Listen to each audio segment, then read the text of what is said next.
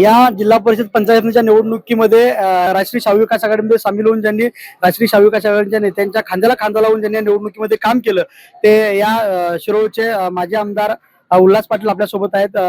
शिवसेना शिंदे गटाच्या माध्यमातून ते आता कार्यरत आहेत। आपण विचारूया त्यांना की या निवडणुकीमध्ये आता राष्ट्रीय शाहू विकास आघाडीने 7 पैकी 4 जागांवरती विजय खेचून आणला आहे। उदगाव जिल्हा परिषद मतदारसंघामध्ये आपण जोमानं कामाला लागला होता।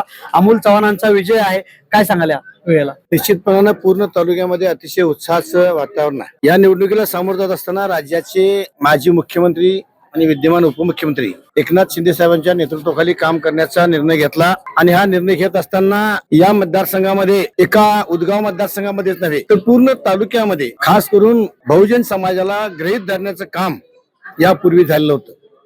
मागच्या जिल्हा परिषद निवडणुकीच्या निमित्तानं या उदगाव मतदारसंघामध्ये सगळ्याच लोकांनी कडाडून विरोध केला होता, मात्र एका सामान्य कुटुंबातल्या महिलेला संधी देऊन त्यावेळेला आपण निर्णायक विजय घेतला। आता सुद्धा आपण ज्यावेळेला काम करतो लोकप्रतिनिधी म्हणून त्यावेळेला आपण एका विशिष्ट गावाचे मर्यादित असत नाही। आपल्याला निवडून यायला छोट्या गावांचं मतदान पाहिजे आणि उमेदवारी देताना मात्र माझ्याच गावात द्यायला पाहिजे, मी म्हणेल तीच पूर्व दिशा असायला पाहिजे, ही मोनोपोली लोकांनी या निवडणुकीच्या निमित्तानं मोडीत काढल्या। मग उदगाव असेल, अर्जुनवाड असेल, चिंचवाड, घालवाड, कनवाड, कुटवाड, हसू सारखं गाव असेल, सगळ्यात लोकांनी या मोनोपॉलीला विरोध केलाय। मी म्हणेल ती पूर्व दिशा चालणार नाही, जनता म्हणेल ती पूर्व दिशा, अशा पद्धतीची भूमिका लोकांनी घेतली।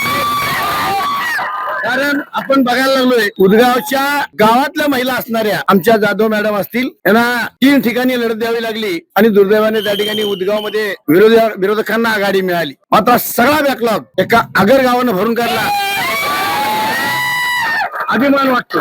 कारण या उदगावकरांनी आगर धरून ठेवून घेतलं नाही, उदगावकरांनी ज्या पद्धतीने आगरला साथ दिली त्याच्या डबल भरपाई आगरनं केली। म्हणून तर या ठिकाणी 3 पैकी 3 जिल्हा परिषद आणि पंचायत समित्या निर्वाधपणे निवडून आल्या। आज आपण तालुक्याच्या निकालाकडे बघत असताना जिल्ह्याचे पालकमंत्री प्रकाश आंबेडकर असतील, या विभागाचे आमदार राजनपल्ली यड्रावकर असतील, या विभागाचे खासदार जयशील माने असतील किंवा आम्ही आमच्यावर काम करण्याची सगळी टीम असेल, या सगळ्यांच्यावरती लोकांनी विश्वास टाकलाय। 7 पैकी 4 जिल्हा परिषदा निर्वाधपणे जिंकल्यात। जे पराभूत झालेत ते काय फारशा फरकानं पराभूत झाले नाही, अगदी थोड्याशा फरकानं त्या सुद्धा हातात निसरल्यात। मी सगळ्याच विजयी उमेदवारांचं अभिनंदन करतो आणि या सगळ्यांना माझी विनंती आहे, जाती धर्माच्या पलीकडे जाऊन, पक्षीय बंधनाच्या पलीकडे जाऊन लोकांनी जो विश्वास टाकलाय, खास करून बहुजन समाजाला गृहीत धरू नका, या विभागाकडे लक्ष द्या, अशा पद्धतीचा संदेश जनतेने दिलाय।